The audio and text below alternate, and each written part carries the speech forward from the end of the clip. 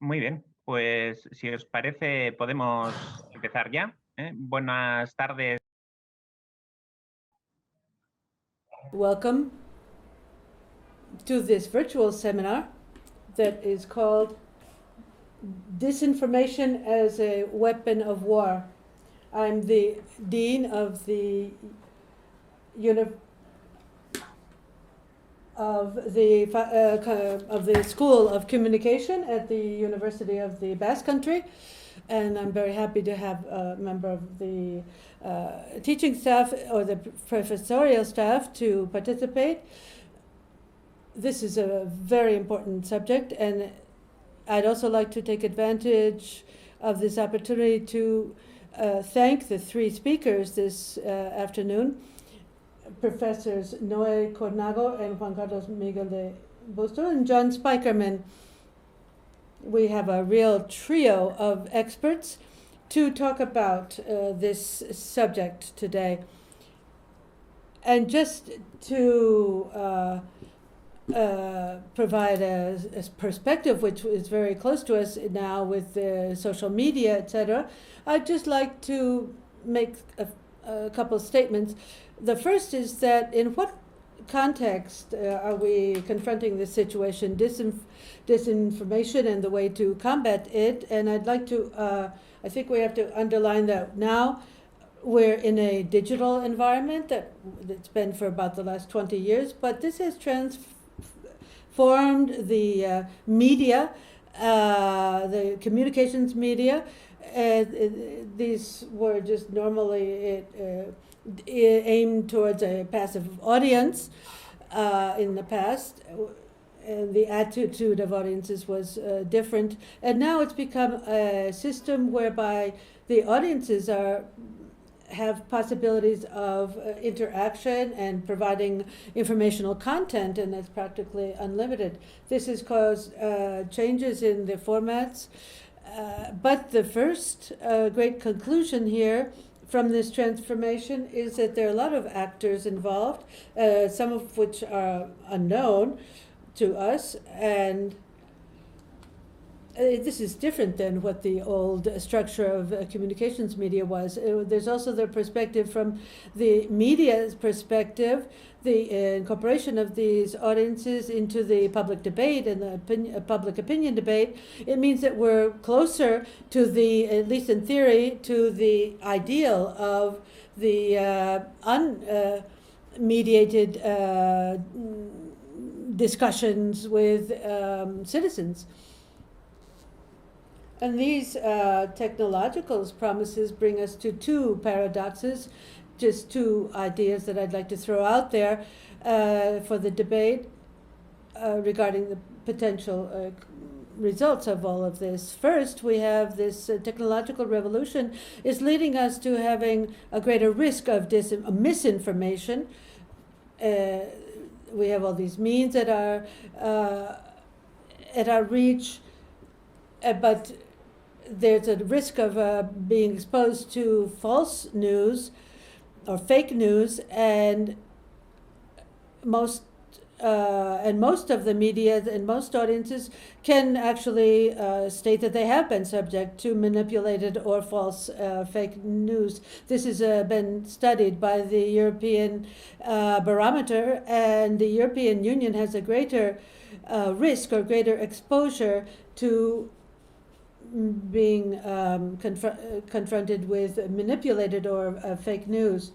And the second idea, the second paradox that we have in this system of the media is that all of this would involve, the more the actors involved in the production of information, there's perhaps a greater deficit of pluralism. We have an ecosystem which where communications among people which determine a certain type of relationship means that often people are only being exposed to contents or media that reinforce their own ideas already. And so the increase of party line or one-sided media outlets means that the risk of disinformation or misinformation is greater than during the more traditional times of the media. These are some of the issues I think that can be discussed in today's session. There are elements of discussion and of great interest. The people speaking are of the highest level and that will be able to discuss this in depth. And I'd like to give the floor now to Cristina. And I want to thank her for counting on the University of the Basque Country and our School of Communication to hold this session, and she can continue to define. Muchísimas gracias, Simón. Lo primero, bienvenidos a todos y a todas los que estáis ahí al otro lado. Como decimos tanto estos días, nos encantaría estar ahí con vosotros, pero al final, bueno, por lo menos la tecnología nos permite compartir este rato de debate y esta conversación que estoy segura que será muy, muy interesante. Quiero, por supuesto, darle las gracias a la Universidad del País Vasco, a Simón, a José Luis, por acoger este encuentro y además con este tema que es tan nuestro, que es tan desglobal, porque mezcla precisamente esas dos áreas que son las relaciones internacionales y la comunicación y ese deseo de que las cuestiones globales sean más compartidas y más entendidas por todo el mundo, ¿no? que salgan de ese reducto de especialistas. Y quiero, por supuesto, también darle las gracias a la Embajada de Estados Unidos en España, que es con quien estamos organizando este ciclo de debates y quienes están impulsando también que entre la ciudadanía española y sobre todo entre los jóvenes todas las cuestiones que tienen que ver con la seguridad sean más comprendidas y nos sean menos ajenas, ¿no? Y vuelvo otra vez al tema específico de este debate porque una de las cuestiones de las que estamos hablando mucho estos días son las nuevas amenazas, la seguridad para todos y creo que el campo de la desinformación, todo este territorio del que vamos a hablar hoy es el ejemplo perfecto, ¿no? De cómo nuestra seguridad se ve atacada, amenazada o por lo menos cuestionada desde esferas que en otros momentos pues, pensábamos que no tenían que ver con ese gran concepto que es la seguridad, ¿no? Por último, por supuesto, quiero agradecer a los tres ponentes que tenemos esta tarde por compartir con nosotros su conocimiento, sus impresiones y sus ideas en torno a esta cuestión. No creo que resolvamos mucho porque son cuestiones amplísimas, pero nos encantaría dejar un montón de preguntas en vosotros y en vosotras para que podáis seguir indagando. Como sabéis y habéis visto el programa, hoy tenemos con nosotros a John Spiekermann, que es el jefe del equipo de Rusia dentro del departamento del Centro de Participación Global de la Secretaría de Estado de Estados Unidos. Tenemos a Juan Carlos Miguel de Bustos, que es catedrático en Comunicación Audiovisual y experto en desinformación y fake news en la Universidad del País Vasco. Y tenemos a Noé Cornago, que es profesor en Relaciones Internacionales y también en la Universidad del País Vasco. Antes de darles paso, dejadme solamente tres anuncios o tres recordatorios. Uno, como sabéis, estamos hablando ahora en español, pero hay traducción simultánea al inglés, o sea que podéis utilizar cualquiera de los dos idiomas. Dos, quería recordaros la otra parte de este proyecto, que es el concurso que va aparejado, en donde esperamos que nos enviéis propuestas en texto o en vídeo sobre el tema que estamos hablando, con el contenido que vosotros queráis para entender mejor qué significa de la desinformación en nuestras sociedades. Y os quiero recordar que el premio es uno por universidad y es un viaje a Bruselas, a la sede de la OTAN y a otras instituciones relacionadas con la seguridad y la defensa. O sea que os animo mucho a que participéis, a que seáis creativos y a que compartáis con nosotros también vuestras propuestas. Y por último, los ponentes van a hablar ahora un rato, les voy a hacer unas preguntas, pero estáis más que invitados, por supuesto, a participar y a lanzar vuestras preguntas. Esto está hecho por y para vosotros. Quiero, por favor, que las hagáis a través del chat y cuando llegue el turno yo os iré dando paso para que las podáis compartir con todos. Así que sin más dilación, le voy a dar la palabra a John Spiekermann para que nos cuente su experiencia, sobre todo con el lado de Rusia, que es bien interesante.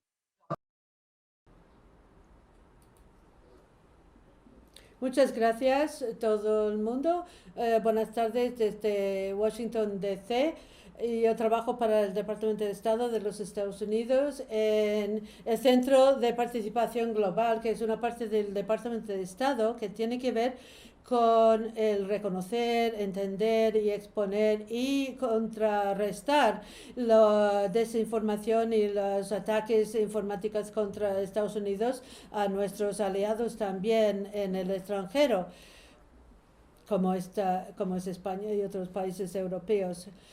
Aquí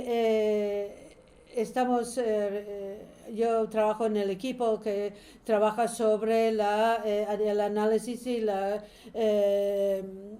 medidas en contra de las amenazas de desinformación que provienen de Rusia. Quiero dedicar mi tiempo hoy para decir algunas palabras sobre cómo utiliza Rusia la desinformación y la propaganda, especialmente en Internet,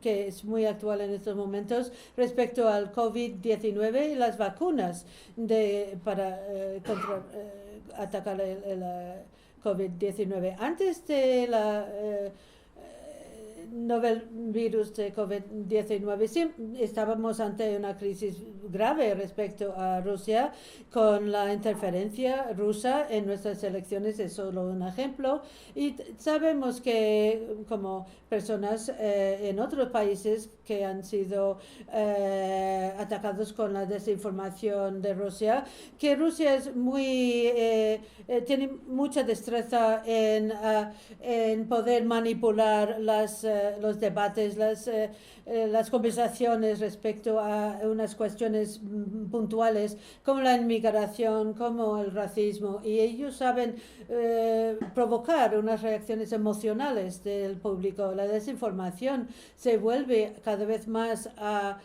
agarrarse, a implantarse en la sociedad conforme tengan más éxito, y esto amplía las divisiones entre la sociedad y socava las instituciones democráticas. En concreto, Rusia ha desarrollado un sistema muy sofisticado para la diseminación de información falsa, y lleva mucho tiempo haciéndolo desde los tiempos de la Unión Soviética. Son muy sofisticados, se adaptan constantemente a las nuevas tendencias de la tecnología, de las redes sociales.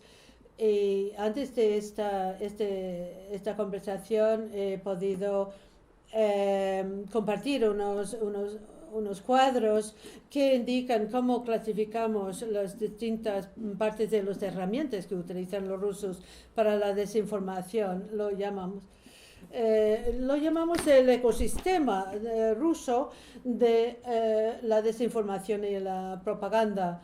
Ellos consideran que no quieren que se entiendan las relaciones entre las distintas partes del sistema, quieren dejarlo aparecer que lo que están emitiendo es información que se emite independientemente de fuentes independientes, pero las relaciones entre estas partes demuestran cómo Rusia coordina un ecosistema para tener un efecto, lo que llamamos el efecto imperio, para que parezca sea más una especie de oleada de información local, pero es información organizada desde una distancia de miles de kilómetros en Rusia o en Moscú. También en los informes que hemos circulado, las distintas partes del ecosistema de desinformación ruso incluyen los medios de comunicación del Estado. Es muy prevaleciente en España y también en América Latina, y también otros medios sustitutos, digamos, que también van emitiendo las mismas malas desinformaciones y misinformaciones. Y tenemos los trolls y los bots que trabajan en conjunto para inundar y evitar que las voces que hablan de la verdad no pueden llegar al público. El mes de agosto pasado yo hice un informe, lo he mandado para que se circule. Sé que es muy largo, pero este informe que llamamos los pilares del sistema de desinformación ruso habla de los sitios web sustitutos o suplantados. Para este informe ha considerado las formas en las que Rusia utiliza este sistema como lo ha utilizado para diseminar mentiras sobre COVID-19. En junio del año pasado, 2020, vimos que había un programa en de un canal oficial de televisión que hablaba de que el COVID-19 podía ser una arma biológica norteamericana o que lo estaban fabricando empresas farmacéuticas norteamericanas. También había otro informe que decía que era Estados Unidos y no Rusia que estaba detrás del envenenamiento de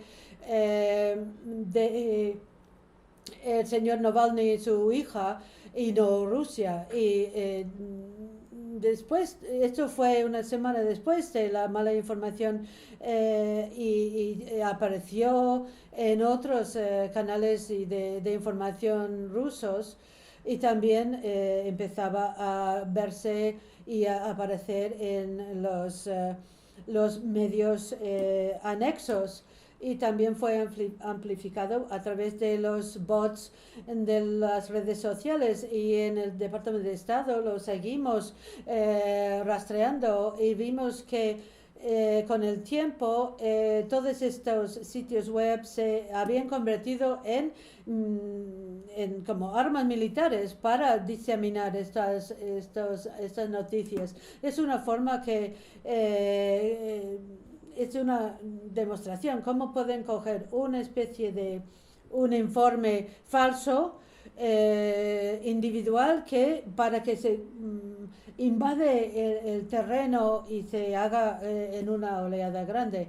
En mi organización no solo lo intentamos hacer un seguimiento, sino queremos desarrollar unas buenas prácticas para compartir con los demás sobre cómo aumentar la resistencia frente a esta desinformación. Voy a decir algunas palabras antes de terminar, pero en el corazón de este esfuerzo, en su fundamento, está no intentar simplemente vernos frente a la desinformación como una sociedad individual. La tecnología y los actores que utilizan los actores como Rusia es Internet. Necesitamos, por tanto, una respuesta global. ¿Y qué es lo que recomendamos? Recomendamos que toda una sociedad tenga la meta de compartir información verdadera, verídica. Eso significa una comunicación rápida, una coordinación sobre toda la sociedad, todas las fuentes de información. Tenemos que utilizar, en cuanto a la COVID-19, tenemos que utilizar autoridades de salud pública. Y también, en segundo lugar, cómo se desmiente la información. A veces es muy difícil cuando se ve una especie de noticia ridícula, y eso sale mucho de Rusia. Es tentador intentar demostrar que cada una de estas informaciones es falsa. Pero y a veces es necesario, pero si uno intenta hacerlo se pierde mucho tiempo y probablemente no va a ser muy eficaz.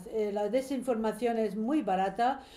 Rusia puede emitir mucho más desinformación que uno puede contrarrestar. Y lo que hacemos cuando haya una cosa clara que hay que desmentir, que sea una cosa muy falsa sobre la coronavirus, por ejemplo, de que no se debería tomar la vacuna o algo, hay que desmentirlo, pero yo creo que hay que, básicamente, en general, hay que exponer la fuente de la desinformación. A veces entendemos que esto sea el camino mejor.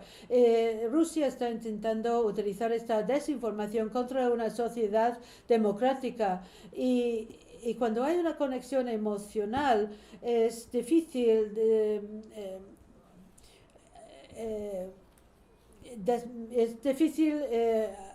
abandonar la creencia, pero esto es más posible si sabes que viene de una fuente como Rusia que está intentando engañarlos.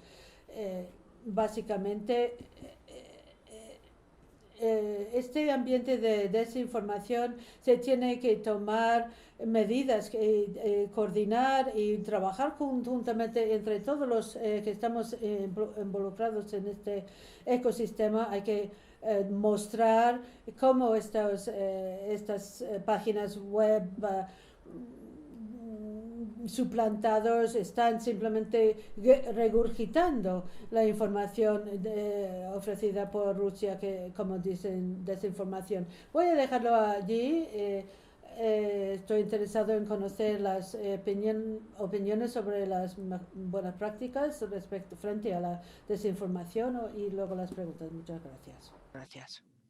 Muchísimas gracias, John, por este repaso y por compartir la experiencia que estáis siguiendo desde el Departamento de Estado y desde el Centro de Participación Global.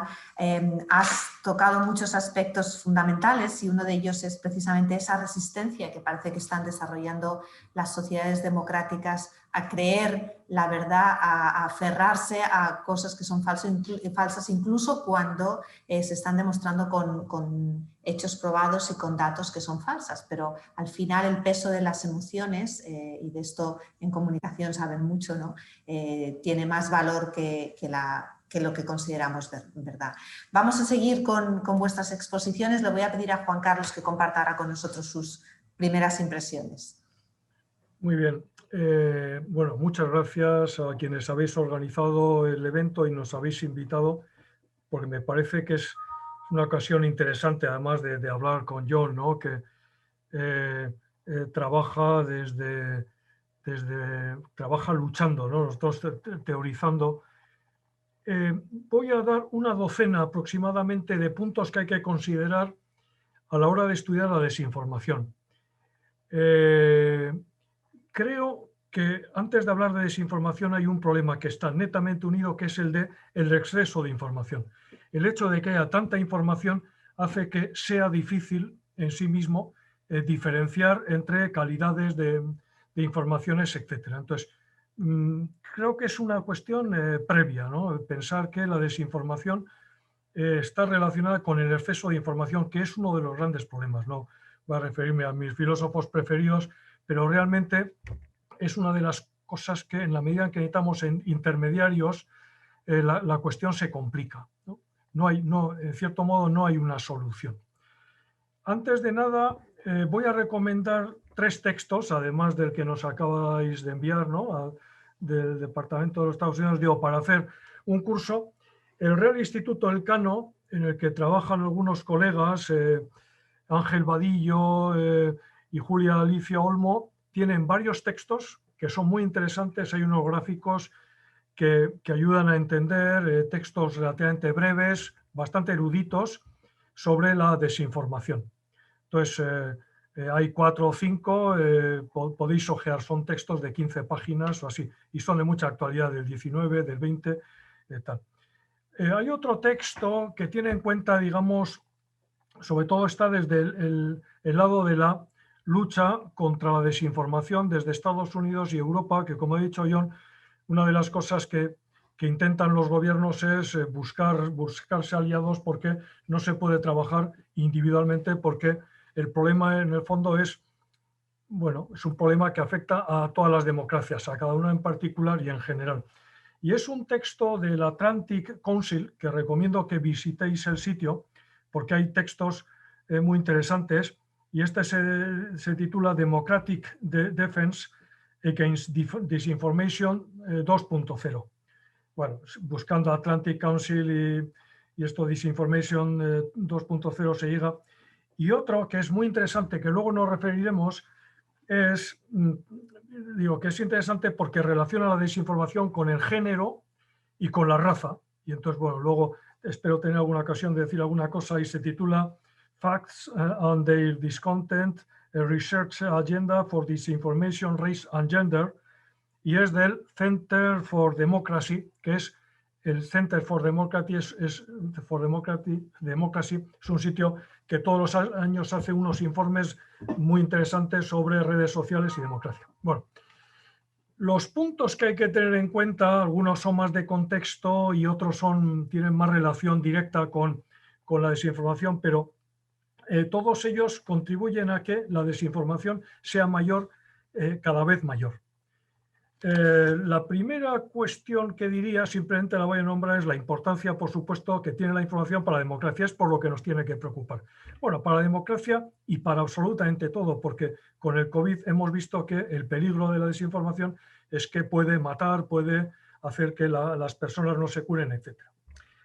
El segundo punto que habría que considerar es el contexto de posverdad. A mí es un concepto que no me gusta, pero creo que hay que tenerlo en cuenta porque desde 1992 que se empieza a utilizar, se puede definir como la predisposición de la opinión pública, nosotros, ¿no?, a admitir mentiras de los gobernantes. Es así, ¿no?, que los investigadores lo han definido. Y es cierto que se tiende a valorar que lo que dicen los responsables políticos es verdad. Y entonces, bueno, no siempre, ¿no? No siempre. Y sobre todo es que ya nos hemos acostumbrado a que sea muy difícil desinstalar esa desinformación que procede también incluso de nuestros gobernantes, ¿no? O sea, bueno, la tercera cuestión, que la ha evocado Simón y que me parece muy importante, es que cada vez hay más noticias. Antes se ha hablado del exceso de información, pero hay exceso de noticias, vamos a decir que hay infinitud de oferta. La cuestión es que en lo que no hay infinitud es en la demanda. Pasa como con las teles. A nuestras casas llegan 700, 300 teles o 150, depende del canal aquí donde estés abonado, pero te mueves en 2 o 3. Y entonces aquí pasa lo mismo. O sea, puede que en Internet haya todo, pero ¿cómo encontrarlo? Y entonces el problema está en que solamente utilizamos unos pocos sitios, ¿no?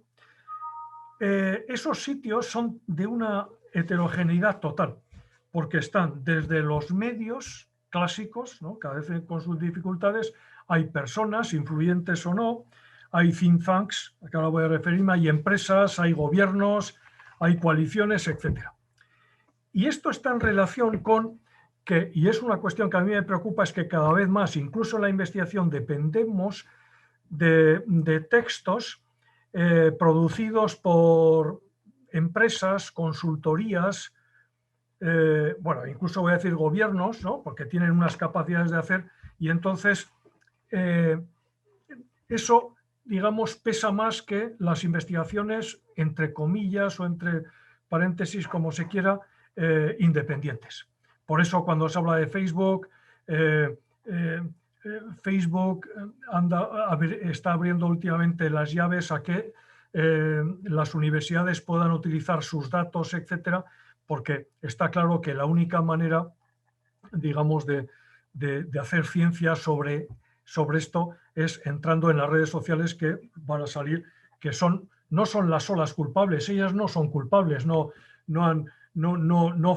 hacen algo porque ellas quieran, pero su modo de hacer y su modelo de negocio es el que facilita este tipo de cosas. Un ejemplo por ejemplo, de este peso de las relaciones públicas es que uno de los grandes informes que hay, y que lo aconsejo, que se titula We Are Social, si colocando en internet We Are Social, es un sitio, es una consultoría que hace un informe que se llama Digital Report, que son 250 páginas perfectas para entender, pues, cuántas personas están en Facebook, cómo se utiliza, yo he sacado algunos datos, ¿no?, que ahora no voy a dar, pero entonces, claro, no está hecho por universidades, no está hecho por personas independientes, sino que está hecho por empresas que viven de esto. Entonces, son fiables, pero son fiables en lo que son. Dentro de, bueno, en relación a esto, tendríamos que decir, los datos que salen de ahí es que cada vez usamos más los móviles. Claro, los móviles usamos unas 4 horas al día, es en la medida en que la mitad del tiempo casi se utiliza para redes sociales, eso influye tremendamente en que la desinformación circule, porque son las redes sociales las que facilitan esto. Claro, faltan pocos, ¿no?, un par de cosas. Si a esto unimos que cada vez confiamos más en los medios, digamos, más fiables, en los medios clásicos, pues la cuestión se complica, ¿no? Si vemos las cifras, pues antes, hace no muchos años, el 40% de la gente confiaba en los medios, y ahora pues es el 17%, depende si son, las cifras son de Estados Unidos, si son republicanos o demócratas. Los demócratas confían infinitamente más en los medios que los republicanos. Los republicanos solamente el 17% confía en los medios. Entonces, esa desconfianza que se va instalando, y más entre los jóvenes, porque las cifras se duplican, ¿no? O sea, hay una desconfianza total. Y las otras dos cosas que voy a decir, pues me voy a parar, es que además coexisten las redes sociales y los otros, y doy el nombre de multihoming, en el sentido de que no se utiliza solo Facebook, sino que se utilizan todas las redes, y ese es el problema, ¿no? Que yo pienso, alguien experto en desinformación, si quisiera hacer una campaña, tiene un montón de herramientas, porque cada una le va a facilitar el acceder de una forma no solo a diferentes públicos, sino a veces a un mismo público, ¿no? Entonces, son distintos instrumentos precisamente por esa coexistencia. Y luego dos que quiero colocar y acabo, que había hecho bastantes, es que las máquinas tienden a pensar por nosotros, en el sentido de que cada vez más confiamos en los sistemas, bueno, confiamos o utilizamos los sistemas de recomendación a todos los niveles, ¿no? En todas las aplicaciones, en Netflix, Google. Lo que buscamos es lo que él nos recomienda que miremos, ¿no? Entonces, eso es peligroso, porque tendemos a pensar que lo que ellos nos dan, por ejemplo, lo que buscamos, o mejor, lo que encontramos en Google, eso es lo que es verdad. Y no, en absoluto, eso es una parte de la verdad, ¿no? Hay gente que se cree que en Internet tienes todo. Puedes preguntarle quién ganó, si en 1947 ganó el Atlético o no. Bueno, 47 vamos a decir el 52, porque estábamos por ahí todavía. Pero no se puede, si preguntas qué es la desinformación, van a salir montones de cosas. O sea, entonces,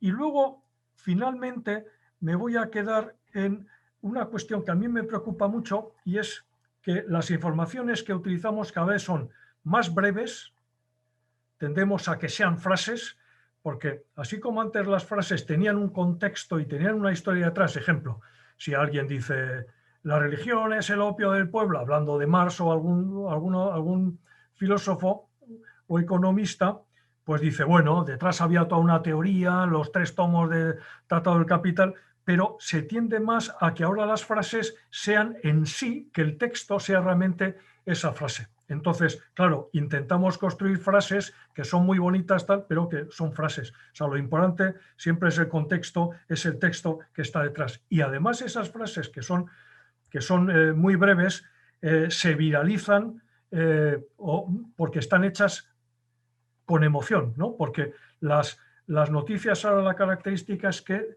se asocian con emociones, y por eso decimos me gusta, no me gusta, la reenvío, etc. Entonces, esa viralización, entonces, hacemos, construimos, escribimos cosas para que sea viralizada y no para que entendamos más las cuestiones, los problemas y busquemos soluciones. Bueno, tengo alguna más, pero lo que he querido decir es que hay que tener en cuenta muchísimas cosas, porque podemos definir, y todavía no hemos definido qué es desinformación, pero creo que más que la definición es ver ese contexto que hace que la desinformación se instale, que crezca, que tiene múltiples formas, que tiene múltiples actores, ¿no? Gobiernos, personas, tal, y que entonces vamos a pensar por ahí que estamos en un mundo realmente complicado en el que luego pues vamos a tener que intentar buscar soluciones. En el fondo sería ir buscando cada cosa que hemos dicho, tendríamos que ir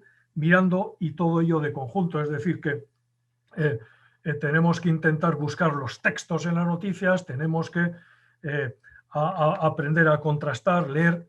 Hoy me ha llegado un artículo, y con eso acabo, que dice: la principal vacuna contra la desinformación es suscribirse a medios de información clásicos. Bueno, lo decía una empresa, una asesoría, ¿no? De medios, pero me ha gustado lo de la vacuna, ¿no? Si existiese una vacuna sería recurrir a los medios que tienen cada vez más dificultades y que también tienen muchos problemas, digamos, que habría que mejorar, pero en cierto modo podemos confiar algo más que cualquier tipo de cosa que nos llega a través de WhatsApp, que sirven para reír, pero no para informar. Gracias. Muchísimas gracias, Juan Carlos, por esta exposición resumida de las múltiples complejidades que hay en torno a la cuestión, que además se ven amplificadas enormemente, como has comentado y también como comentaba anteriormente John, por la velocidad, ¿no? Por la velocidad que le imprime las redes, la propia tecnología y nuestra avaricia a la hora de consumir contenidos de una manera rápida, muchas veces sin pararnos a pensar qué hay detrás de todo eso. Le voy a pasar ahora la palabra a Noé para que nos exponga su punto de vista. Noé, por favor. Muchas gracias, Cristina. En primer lugar, naturalmente, quiero agradecer a Esglobal y a la Embajada de Estados Unidos en Madrid, que han tenido la amabilidad de ponerse en contacto con nuestra facultad, a nuestro decano también, ¿no? Que le ha dado seguimiento a ese ofrecimiento, ¿no? y ha tenido la amabilidad también de contar con nosotros, con Juan Carlos, conmigo. También a José Luis, que inicialmente pues, estuvo, ¿no? En esta conversación, ¿no? Cuando estáis preparando el evento, y que en una conversación informal entre nosotros pues, surgió la idea, que, en fin, ya que yo estos temas también me gustan, no se había estudiado, pues que podía yo participar. Para mí es un placer y bueno, he hecho los agradecimientos, pero no los he hecho solo así por cortesía, sino porque aprecio mucho, ¿no? La iniciativa que habéis tomado. He escuchado con mucho interés a Juan Carlos y a John y espero de alguna manera conectar también con las cosas que ellos han planteado. Entonces, os decía que yo para acercarme a esto voy a primero retroceder y después voy a llevarlo a la actualidad. Entonces, al retroceder lo que quiero subrayar es que en realidad tenemos por un lado todo lo que sería en la emergencia, digamos, de la modernidad, ¿no? Y del Estado-Nación, etcétera, ¿no? Pues la configuración en ese momento, ¿no? De un principio digamos, de diferenciación de lo que sería la diplomacia, ¿no? Como un ámbito el que es el de las relaciones entre estados, entendido en el sentido más convencional. Los sistemas de espionaje y de inteligencia que hasta entonces que empezaban a existir ya, ¿no? Pero se confundían con la diplomacia misma, y la emergencia de unas primeras formas de lo que podríamos llamar un sistema informativo.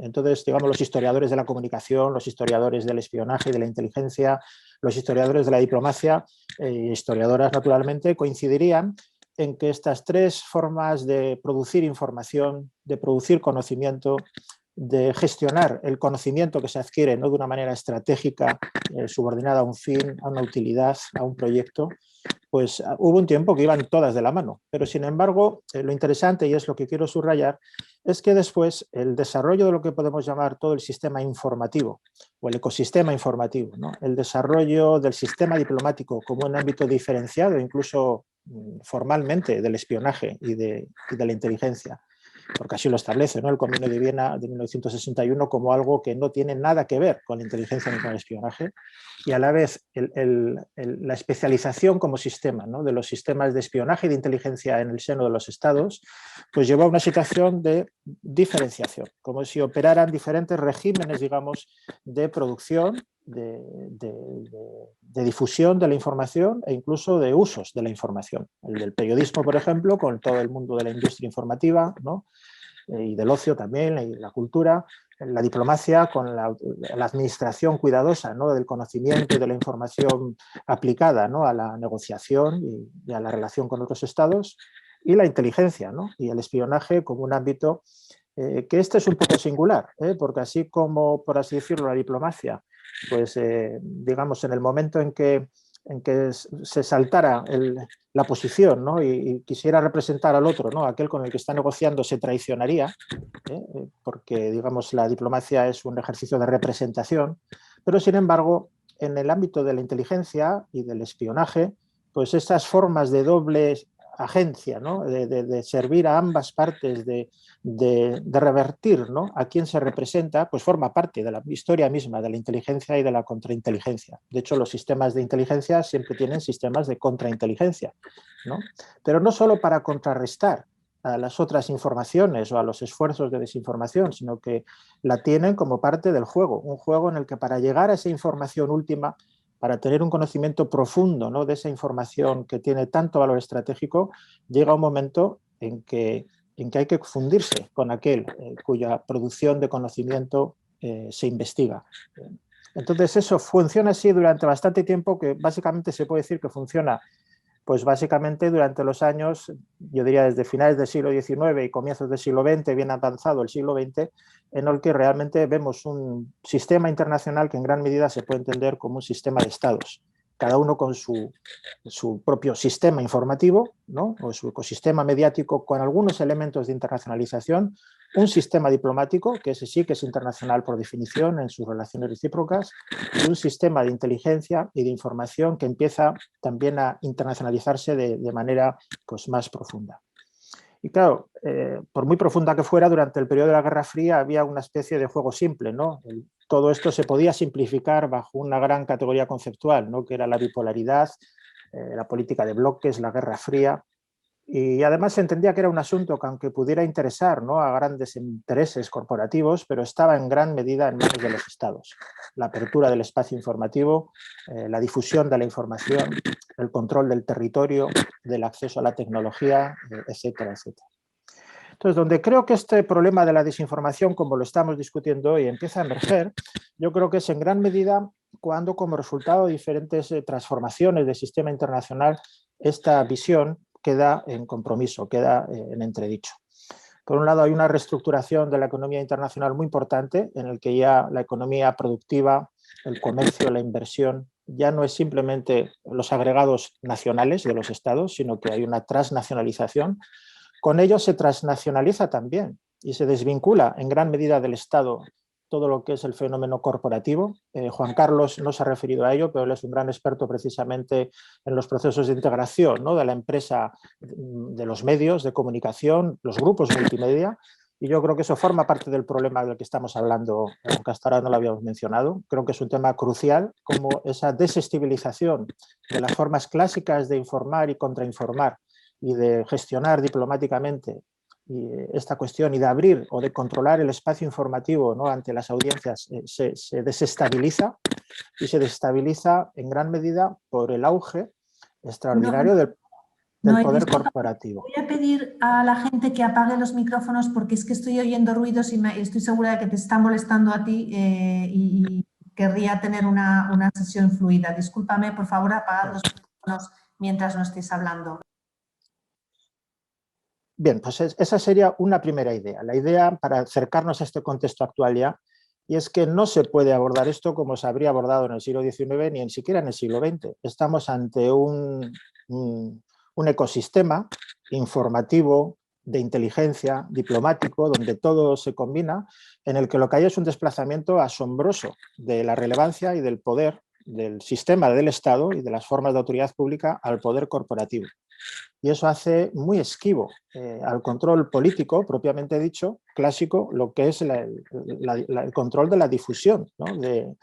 Y quizás lo que pasa, y por eso Rusia sale siempre en primer plano, es que Rusia, que ha contenido más ese proceso de transnacionalización, digamos, corporativa, que está más pendiente de someter al control del Estado el poder corporativo, aunque naturalmente eso sería incompatible, ¿no? con nuestros ordenamientos constitucionales en otros muchos países del mundo, pero tiene una habilidad mayor, no solo para controlar la información, sino naturalmente para desinformar, porque trabaja mucho más alineado el sistema político con el sistema diplomático, el sistema informativo o desinformativo, ¿no?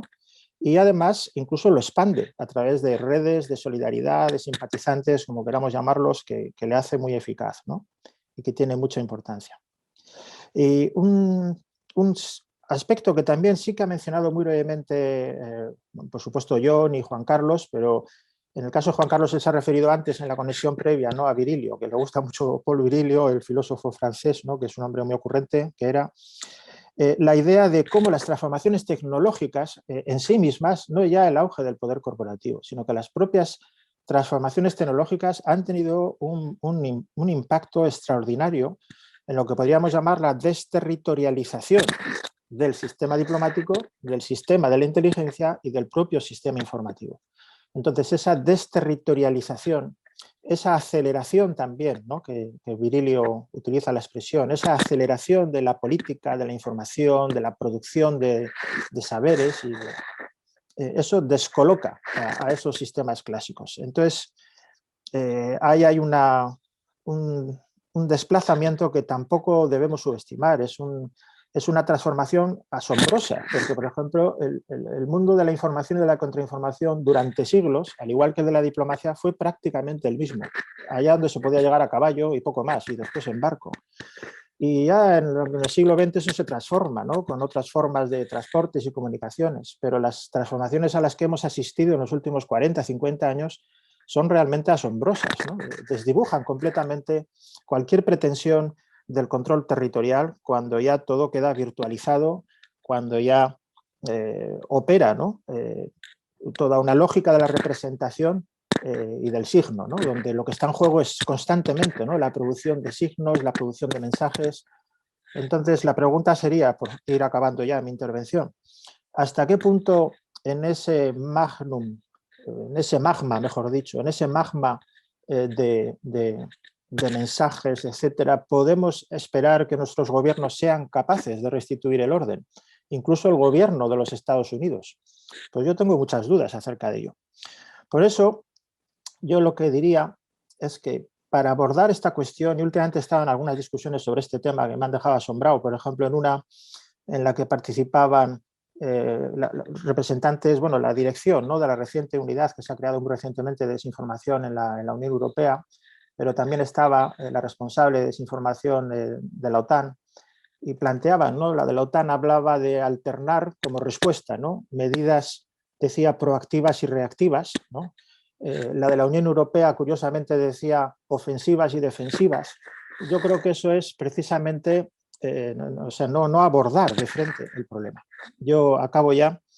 Yo lo que creo es que el gran desafío ante el que estamos es enfrentarnos a que de manera irresponsable hemos llevado a una desregulación de muchos aspectos que son críticos para nuestras formas de vida, las nuestras y las de otros también, naturalmente, no solo las nuestras. Y yo creo que lo expresa, o quizás mejor, sea lo que podríamos llamar la degradación de la esfera pública. El grado en el que, por mucho que se quiera realmente restituir, ¿no?, la idea de que los medios de comunicación, además de legítimos intereses corporativos, tienen una función social, que es la que justifica, ¿no?, que obtengan una licencia, que es esa, su función social, ¿no? ¿Hasta qué punto hemos descuidado eso? Yo creo que es una cosa asombrosa, ¿no? Y sobre todo cuando vemos que toda esa proliferación, esa cacofonía, ¿no?, que es los medios hoy en día, no responde en última instancia su creación, ¿no?, y su fortalecimiento a ninguna dirección, digamos, de orden político, racional, que pudiera ser, no sé, por así decirlo, sistematizada, ¿no?, en un ordenamiento constitucional, ¿no?, que explicara qué es lo que nos proponemos hacer, sino que responde básicamente a toda una lógica de mercado, ¿no?, y de poder corporativo. Para acabar, me ha recordado cuando al final de la intervención Juan Carlos nos ha referido a ver cómo podríamos, con esto que decía este señor, ¿no?, el que la mejor manera de recuperar un poco, por así decirlo, un punto de apoyo, ¿no?, sería confiar de nuevo en los medios clásicos, ¿no? Fijaros hasta qué punto esto es un tema, por ejemplo, el tema, algo tan elemental, ¿no? Como decir, bueno, pues será posible informar sobre el número de muertos en una guerra, ¿no? O cuántas víctimas ha producido una guerra, o cuántos desplazados. Y hoy en día, aunque tenemos todas las capacidades tecnológicas para establecerlo con absoluta precisión, por así decirlo, nadie cree que eso es lo importante. Lo importante es la pugna por representar un número mayor o menor de muertos, ¿no? Y la pugna por atribuir a unos o a otros la responsabilidad en esas formas de masacre. Y entonces los centros de investigación por la paz escandinavos, ¿no?, creyeron que tenían la solución hace 30 o 40 años, cuando empezaron a decir que en vez de hacer estimaciones, lo que iban a hacer era estimaciones a partir de las medias que hacen sobre 15 o 20 fuentes diferentes, de manera que el número de muertos es los que surgen de la media de las estimaciones que ellos han seleccionado, ¿no?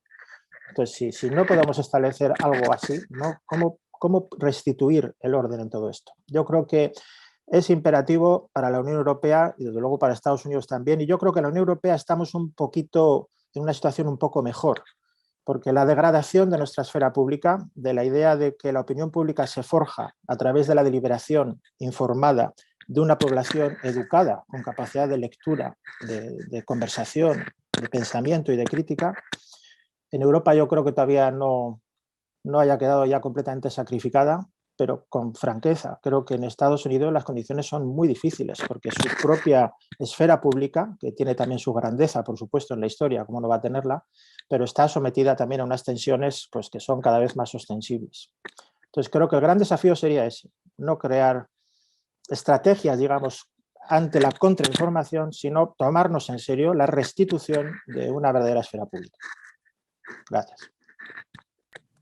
Muchas gracias, Noé. Has tocado también un montón de puntos que tocan a la sociedad en general, a las estructuras, como desde el Estado hasta las corporaciones, y que plantean a su vez eso, muchísimas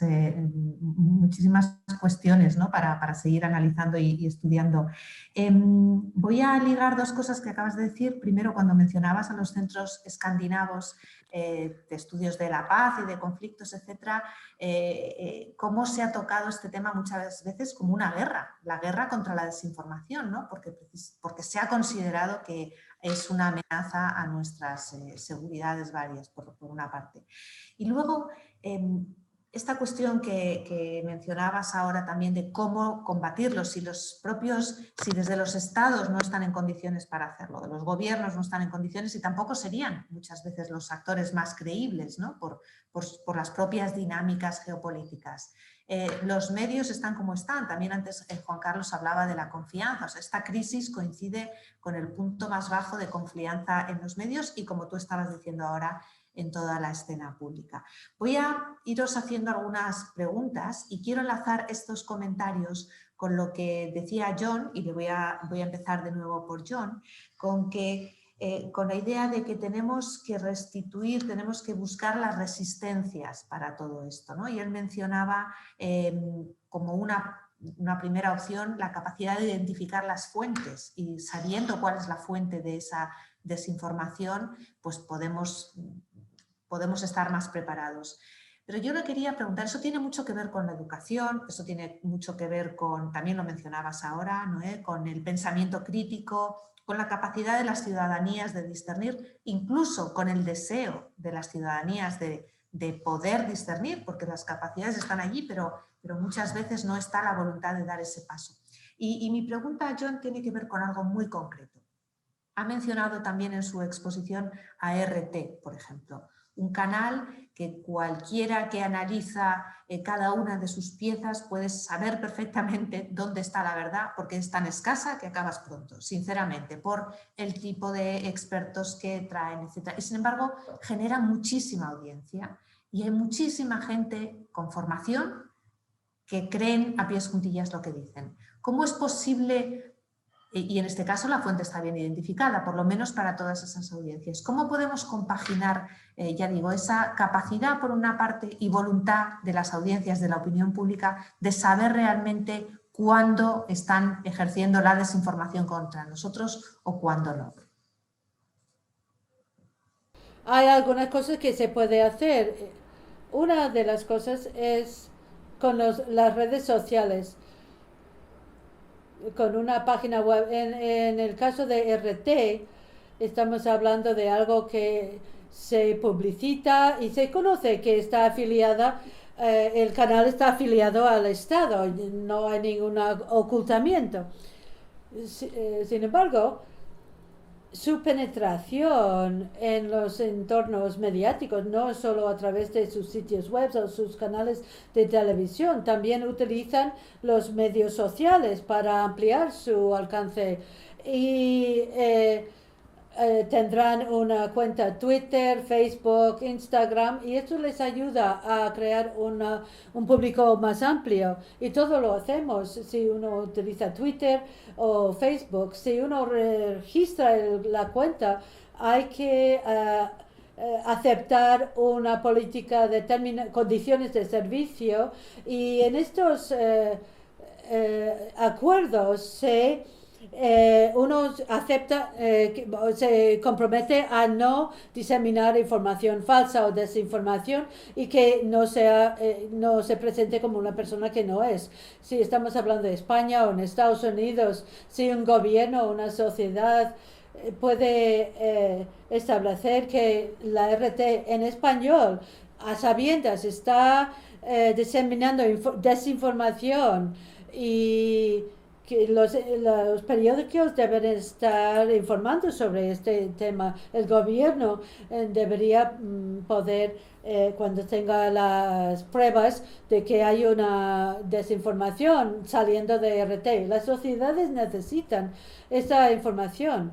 Puede que no tengan la posibilidad de identificarlo, pero si los periodistas independientes han establecido que RT en español o otro medio está en violación de un acuerdo de términos de condiciones de servicio, entonces deberían poder conseguir que estos canales sean prohibidas en las fuentes sociales. Hay que mirar más allá de RT, más allá de las televisiones estatales, a los sistemas proxy, de sistemas de suplantación.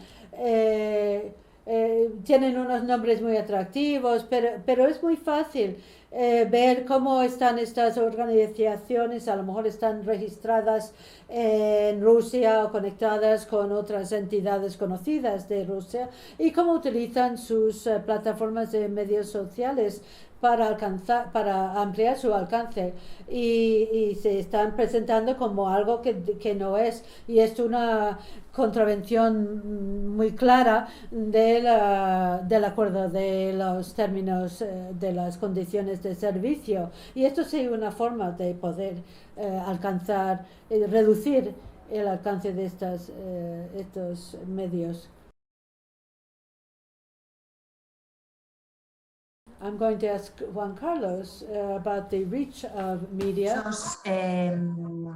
Mucha gente, bueno, hay muchos informes y mucha información que procede de consultoras, que procede de compañías, algunos también de think tanks, que como has mencionado sí están bien elaborados, pero quería preguntarte hasta qué punto no puede hacer más el mundo académico por transmitir esas investigaciones al conjunto de la sociedad. Hemos hablado tantas veces de la Torre de Marfil, y precisamente, igual que hablábamos ahora de la confianza en los medios, este momento también coincide con la falta de confianza en los expertos. Quería que reflexionaras brevemente sobre cuál es el papel de vosotros como expertos, como investigadores y conocedores de esta realidad a la hora de transmitirlo al conjunto de la ciudadanía. Me preguntabas a mí, ¿no? Bien. Bueno, previamente quería decir una cosa que ha salido, y es que en Francia siempre ha existido una cosa que a mí me ha gustado mucho, que es la educación a los medios. En primaria y en secundaria se ha estudiado mucho, no solo cuál es el papel de los medios, para qué sirven, sino también aprender a utilizarlos, a entenderlos. Entonces creo que cada vez es más importante eso, ¿no? O sea, los contenidos, cómo llegan, a aprender a contextualizarlos, a identificarlos, porque recuerdo una investigación reciente que se hizo en Stanford, a todos los niveles, desde secundaria hasta universitaria, y justo las personas que iban a la universidad, el 80% no sabía distinguir entre una noticia normal, digamos, y una noticia sponsorizada, ¿no? Lo que llamamos un publireportaje o cosas así. Entonces, claro, no es el 20, es el 30, no es el 30, no es el 40. Siempre hablamos de lo difícil que es en la universidad que nuestros estudiantes aprendan realmente a ver cuál es la fiabilidad de las fuentes. Preguntan, ¿se puede utilizar tal? Puedes utilizar cualquier tipo de fuente, libro, un blog, pero tienes que utilizarlo para lo que lo vayas a utilizar. O sea, pero no es lo mismo un blog cualquiera de una persona, cualquiera o de alguien que esté vinculado a unas publicaciones determinadas, por ejemplo, Chomsky, ¿no? En lugar de Chomsky, pues es un lugar que significa lo que significa. O sea, es totalmente fiable, sobre todo si estás de acuerdo con su pensamiento. Entonces, creo que se tiene que instaurar, no sé si en la universidad, pero antes, algo que sea relativo a los medios hoy. O sea, medios, no diríamos medios, sino a los contenidos, a la información, etcétera. O sea, eso, identificar.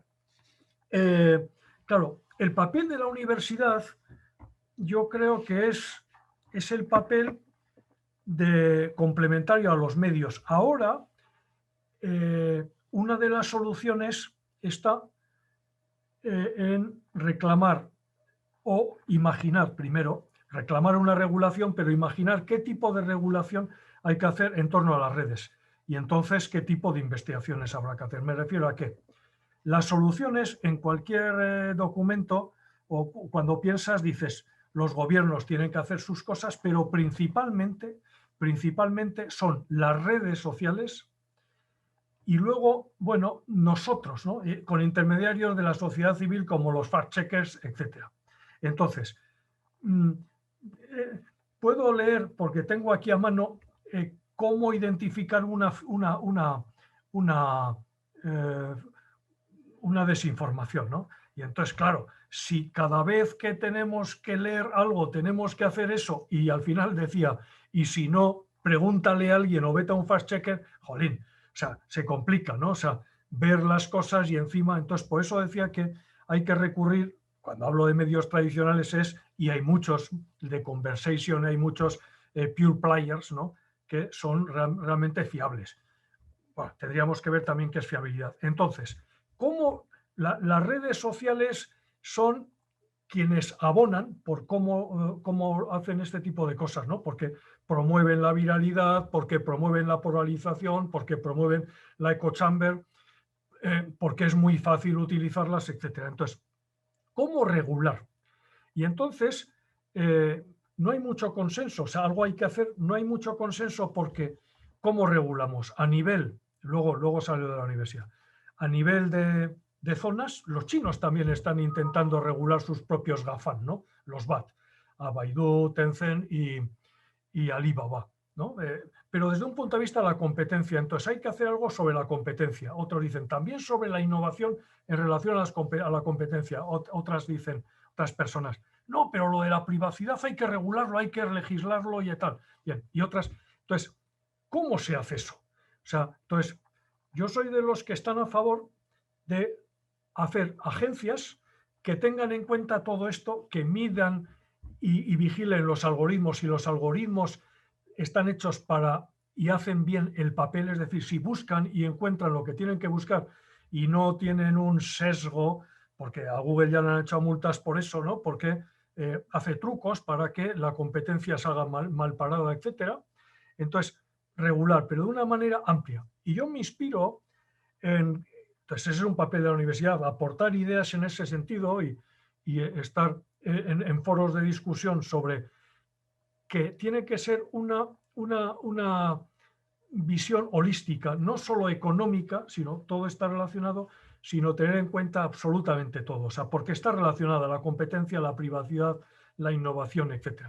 Claro, y eso lo hacemos a nivel europeo, a nivel mundial, complicado, porque USA hace lo suyo, China lo suyo, Europa lo suyo, entonces aquí le multan a Google, en el otro lugar no, entonces eso es muy complicado, pero hay que hacer. Y hay muchos investigadores que dicen, de la misma forma en que se inventaron los consejos del audiovisual, cuando nacen las televisiones públicas, que son las primeras que surgieron, porque veían que el impacto iba a ser tremendo, ¿no? Era aquello que se decía informar, entretener ¿cuál era? Era informar, entretener y... ¿cuál es los Educar. rates? Educar. Y educar, ¿no? Los rates cuando se inventa ya en los años 30. Entonces, bueno, dijeron, son muy importantes los impactos. Entonces vamos a crear algo que organice, que monitorice, etcétera. Entonces, yo estoy a favor de eso. Claro, no significa ni más injerencia ni tal, sino simplemente, claro, y en ese diálogo tiene que estar la universidad, porque tiene que estar la universidad investigando el uso de los algoritmos, el uso de los datos, la importancia. Una de las últimas investigaciones que la tengo aquí, que antes he nombrado, que del Centro para la Democracia y Tecnología, el CDT, ¿no? Que es el impacto sobre la raza y el género de las redes sociales. Y eso lo han hecho universitarios porque son los únicos que lo pueden hacer, pero claro, necesitan financiación, necesitan que las redes les abran las puertas, porque claro, a las redes lo que les interesa son los datos. Sobre eso es sobre lo que más he escrito, ¿no? Sobre el por qué los datos son tan importantes para ellos, porque es que les permite un crecimiento infinito. Y entonces, claro, si les decimos no, privacidad no, tal, entonces es que se les elimina la posibilidad de que obtengan más datos. Y esos, cuanto más datos obtienen, somos nosotros más fáciles, digamos, de ser vigilados por las propias redes y por incluso los estados, porque los estados utilizan y toda la contrainformación la tienen que hacer a través de estos. Entonces, el papel de la universidad es pues imaginar soluciones. Yo por ahora solo he estado pensando en relación a las redes. Y luego también he hablado lo de la educación a los medios porque, claro, tenemos que aprender en ese ecosistema, digamos, del exceso de información, aprender a distinguir en qué podemos confiar más o en qué podemos confiar menos, a sabiendas de que no existe ciencia perfecta, ¿no? Pero sobre todo lo que no hay que dejar es, pues estoy en contra de educarnos individualmente, porque parece que la responsabilidad última de saber si algo es información o no estaría en nosotros. No, nosotros somos alguien, ¿no? Pero yo creo que las redes son las que tienen que hacer mucho más por esto. Y finalmente, claro, el problema es muy complejo porque regular, pero les decimos, tienes que eliminar contenidos, ¿no? Todo lo de odio, pero que están eliminando contenidos que no son de odio. Por ejemplo, una de las cosas que eliminan son las parodias. No saben distinguir los algoritmos y muchas veces las personas que lo que están diciendo de tal o cual persona es una parodia. Y entonces es que eso repetidamente. Entonces, claro, el problema es muy complicado, pero yo coloco la responsabilidad de las redes que han ido muy lejos, que son poderosísimas, son los nuevos estados, en cierto modo, es una manera de hablar, y que los estados para vigilar tienen que recurrir a ellas. Tienen mucho más poder hoy que los estados. Perfecto, muchas gracias. Eso liga también con lo que decía Noé del poder de las corporaciones en sí mismo, pero a Noé le quiero preguntar otra cosa que tiene que ver más con la gobernanza global, ¿no? Juan Carlos, acabas de hablar de agencias, Noé también mencionó al principio la propia iniciativa de la Unión Europea y otras para por lo menos hacer un seguimiento de todas estas cuestiones, pero la desinformación está asumida como una cuestión global y, sin embargo, parece que estamos muy lejos de conseguir ningún tipo de no sé si regulación es la palabra, no me quiero meter en eso, pero por lo menos de acuerdo de ponerse a discutir sobre ella globalmente, ¿no? ¿Cómo lo ves? Pues, Cristina, yo a nivel global lo veo bastante improbable, que pueda surgir un consenso básico acerca de qué es la desinformación y cuál sería, digamos, la manera de abordarla. En el caso de la Unión Europea sí se ha producido ya se ha aprobado un código de conducta que en principio pues, es expresivo, ¿no? Declarativo, digamos, de cómo los países de la Unión Europea pues, han aceptado, ¿no? Digamos, dibujar lo que es la problemática de desinformación. entiendo que era un documento muy difícil, ¿verdad? Pero, por ejemplo, lo tengo aquí delante y dice, por ejemplo, ¿no? Pues la desinformación no incluye la publicidad engañosa, los errores, el informar, ¿no? Con errores o los errores en la información, el uso de la sátira o de la parodia, o que haya, por ejemplo, posiciones claramente partisanas, ¿no? Tanto en la información como en los comentarios, ¿no? Quiero decir que los propios estados tienen como sus prevenciones acerca de tener una concepción expansiva de lo que sería la desinformación, ¿no? Entonces aquí lo que ha ocurrido, yo creo que Juan Carlos se ha referido a ello, ¿no? A esas dos salidas, ¿no? Una es restituir la idea esa de que podemos verificar si es cierto o falso, que no deja de ser perfectamente válido en muchos ámbitos, pero no en todos, porque hay muchos ámbitos de disputa sobre los que no es tan fácil establecer si es cierto o falso. Entonces, claro, para los que es fácil, es muy fácil detectar, ¿no? Que algo es falso, aunque después habrá que ver qué efecto tienes, ¿no? para hacer ver eso, ¿no? Pero hay infinidad de ámbitos controvertidos en cualquier ámbito, la salud, la tecnología, la política, las migraciones, la economía, en los que no es tan fácil establecer eso. Pero aún así parecería que es lo primero, ¿no? Y se ha puesto de moda toda esta industria, ¿no? De los fact-checkers, ¿no? Consultorías, empresas que con diferentes motivaciones y financiamientos y capacitación, hay que decirlo, pues se lanzan, ¿no? Se presentan como si fueran los nuevos mediadores que establecen, ¿no? Esa intermediación de hacer el chequeo, ¿no? De lo que se nos dice es cierto. Yo en el ámbito de mi especialidad puedo decir que estas agencias de fact-checkers, en los ámbitos que yo conozco, rara vez aciertan, ¿eh? Es decir, que el tipo de chequeo que hacen, yo creo que lo hacen muy malo o muy superficial, ¿eh? Hay muchos ámbitos que realmente no son como se presentan. Y después la otra salida, que por supuesto es también muy importante, pues sería esa a la que se ha referido Juan Carlos también, ¿no? Es decir, y antes tú también, Cristina, en tu intervención te has referido a cómo todo este fenómeno de la desinformación no siempre pone en juego un enunciado que es cierto o es falso, ¿no? Y se trata de discutir eso, sino que moviliza emociones, reacciones, formas de configuración, la formación de la opinión pública, ¿no? Como un proceso social que ahora está mediado por la tecnología, ¿no? Pero que está en el centro, ¿no? Esas mediaciones tecnológicas de cómo se crean esas formas sociales, ¿no? Que configuran una percepción de las cosas. Entonces, eso ahí las agencias estas no tienen ningún papel. Es decir, ahí yo creo que ahí lo que hay que volver es a ese otro elemento a que también se ha referido Juan Carlos, que Francia, pues cómo no Francia, ¿no? Porque claro, no es perfecta, ¿no? Pero sin Francia no sé qué haríamos, ¿no? Para muchas cosas, ¿no? Pues ellos ya vieron que era importante una especie de educación en medios, ¿no? Y eso ha quedado un poco desdibujado hoy. Entonces yo creo que esa tarea a nivel global, yo creo que francamente es muy difícil, ¿eh? Porque corresponde también a un momento de crisis del multilateralismo como no hemos conocido, ¿no? En los últimos 20, bueno, en los últimos, yo diría, 75 años. Entonces lo veo muy difícil, muy difícil. Perfecto, pues le quiero dar la palabra ahora a Sara Iturriaga, que es estudiante de comunicación, que tiene una pregunta. Sara, por favor. Buenas tardes.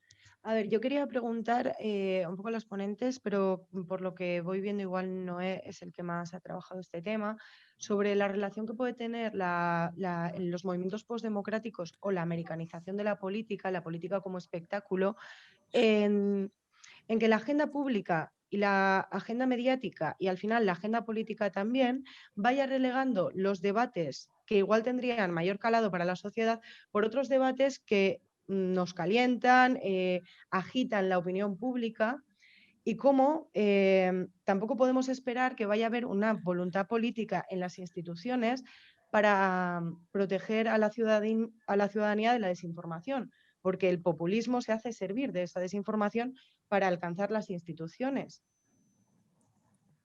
Y eso sí. Muchas gracias. Antes de que contestéis, le voy a dar la palabra a José Luis de Castro también y agradecerle su intervención en todo este debate, porque también tiene un comentario y una pregunta. José Luis. Disculpa, Cristina, no tengo la cámara puesta, pero bueno, creo que se me escucha, ¿verdad? Bueno, pues un poco lo que he puesto por escrito, ¿no? Hacía referencia, ¿no?, al Código de Buenas Prácticas que elaboró la Unión Europea. Efectivamente, fue un proceso está siendo tremendamente complicado. Al final hubo un acuerdo tras un consenso pues muy elaborado también con las empresas, etcétera, pero no se ha podido dar el paso todavía, por lo menos estamos en esa fase. Creo que el Código de Buenas Prácticas se aprobó si lo tienes no delante, hace 2 años, me parece. Entonces, bueno, estamos todavía en esa fase en la que vamos a ver cómo funciona, ¿verdad? Pero no se dio el paso hacia la regulación por falta de acuerdo. Y bueno, a la luz de la intervención de Juan Carlos, pues he recordado esto, ¿no? Claro, Juan Carlos se ha pronunciado, interpretado Juan Carlos a favor de la regulación. Yo también, desde luego, yo también me pronunciaría a favor de que haya una regulación, porque claro, en ausencia de tal regulación, pues es que esto es muy complicado. Todos hemos celebrado que Twitter haya silenciado a Donald Trump, ¿verdad? Pero si hubiera silenciado a Varoufakis, pues igual algunos no hubiéramos celebrado de la misma forma, ¿no? Entonces, ¿con qué criterio se silencian unos discursos? ¿Hay que silenciar unos discursos y no otros? Unos porque no nos gusten, ¿no? Entramos en un ámbito tremendamente peligroso, ¿no? Entonces, bueno, pues esta es la reflexión que quería hacer y que me gustaría escuchar vuestra posición. Gracias. Perfecto, pues voy a aprovecharme yo del privilegio de tener esta posición de moderadora para lanzar también una pregunta que además se la quiero hacer a Simón, porque ha mencionado al principio el Eurobarómetro y cómo España se considera un país especialmente vulnerable para las cuestiones de desinformación. Entonces quería también preguntaros por qué esa vulnerabilidad, Simón a ti, pero también por supuesto si el resto queréis comentar, por qué esa vulnerabilidad y cómo somos como sociedad, cómo estamos preparados como sociedad para poder abordarla. Así que si os parece, le doy la palabra primero a Noé por alusiones, Juan Carlos, Simón y acabo con John también para que haga su última reflexión. Bueno, pues muchas gracias, Cristina. Respecto a la pregunta que nos hacía Sara, yo diría que, aunque no cabe duda, ¿no?, que esta idea de la política como espectáculo pues es una idea muy estadounidense, pero también la política en Estados Unidos ha tenido una larga historia donde realmente, pues por ejemplo, la altura, la profundidad de los debates parlamentarios, la profundidad, por ejemplo, ¿no?, de trabajo, ¿no?, que se realiza, ¿no?, del sistema judicial, la importancia de los medios de comunicación, ¿no?, para verdaderamente informar y, en fin, todos tendrían sus sesgos, pero quiero decir que no es que Estados Unidos haya sido siempre una política del espectáculo sin más. Ha habido años en los que ha sido una manera, una interpretación, ¿no?, de cómo forjar la democracia, pero en algunos ámbitos ha funcionado de una manera muy bien, muy fuerte, ¿no? En otros no tanto, porque ya sabemos que tiene sus problemas también Estados Unidos. Pero sí es cierto que yo creo que eso ha llegado a un extremo ya, a un extremo que incluso está, a mi parecer, yo creo que es un tema muy serio, ¿no?, que naturalmente el gobierno que está en este momento, ¿no?, al frente de Estados Unidos, pues tiene una responsabilidad y seguramente una preocupación enorme, ¿no?, sobre cómo abordar esos elementos, digamos, de irracionalismo, digamos, ¿no?, que pueden haber surgido en el sistema político o de mediatización. Pero yo creo que en Europa también ha pasado. Yo no creo que sea solo por la americanización o algo así. Yo creo que, por ejemplo, es una cosa que a mí siempre me gusta señalar y yo creo que José Luis estará de acuerdo conmigo. Por ejemplo, si vemos la idea de la creación de Euronews, ¿no?, como canal de televisión vinculado a la Unión Europea, que sigue existiendo, ¿no?, y que casi no tiene audiencia, ¿no?, pero en realidad tú lo ves y ves Euronews y no es que te entusiasme, te puede parecer que igual no es demasiado incisivo, pero es un modelo de televisión tan diferente de todos los demás, ¿no?, que ves que juega con desventaja, por así decirlo, en vez de con ventaja, ¿no?, porque funciona de una manera en la que ya prácticamente nadie funciona, ¿no? Y sin embargo yo creo que ese modelo de televisión, como lo era hasta hace 30, 40 años o 50, yo creo que es un modelo de televisión mucho más prometedor. Tú, Sara, y la mayoría de nuestros jóvenes, ¿no?, que estáis conectados, sois muy jóvenes y no recordáis cómo era la televisión naturalmente hace 20 años y ya no os digo nada hace 30 o 40. Pero yo me acuerdo, por ejemplo, los años de la transición, que a mí me pilló como un adolescente, pues no sé, de cuántos años ahora mismo, en el 75, pues con muy pocos, 10, ¿no? Pero yo con 10, 12, 13 años, yo recuerdo el programa que es La Clave, no sé si recordáis, y en aquel programa de La Clave, que podéis ver los jóvenes en internet, ¿no?, podéis encontrar, veis que ahí se podría discutir de cualquier cosa y se discutía, no digo que no hubiera alguna línea roja, ¿no?, pero se discutía con una profundidad y un conocimiento de causa de todos y todas las que allí estaban discutiendo, que hoy en día es imposible en la televisión. No hay una sola cadena de televisión que ofrezca un encuentro entre personas informadas y dispuestas a hablar en serio sobre un tema con el tiempo y la dedicación y los matices que lo exige, ¿no?, el discutir en serio sobre algo. Entonces yo creo que es lo que ha empobrecido, es eso. Yo no es que no me dé cuenta de lo que significa la transformación tecnológica, los algoritmos, todas esas nuevas tecnologías, el internet, etcétera, las redes sociales, pero yo creo que ahí no lo vamos a resolver. aunque yo estoy más bien a favor de la regulación también, pero no lo vamos a resolver ahí. Yo creo que lo que hace falta, y eso es el mayor desafío y es muy difícil, porque es ahí donde entran en juego los intereses, ¿no?, más importantes, es verdaderamente restituir una concepción inspirada en una cierta concepción, no sé cómo decir, racional, ¿no?, de cómo abordar el conocimiento y la deliberación sobre los temas, ¿no? Y esa aspiración yo creo que en gran medida ha sido abandonada, pero se ve ese abandono en nuestros sistemas educativos, en la reforma tras reforma, ¿no?, en la que este asunto siempre es el último, en la proliferación de medios de comunicación que desprecian absolutamente lo que significa, en fin, las bibliotecas cada vez las visita menos gente, ¿no? O sea, que tampoco es que le quiera echar siempre la culpa a los mismos, pero creo que realmente es una tarea inmensa, es un desafío tremendo, tremendo. Yo creo que verdaderamente estamos ante un cambio de época, ¿eh? Muchas gracias, Juan Carlos. Hola, sí. Las dos preguntas realmente son interesantes, ¿no?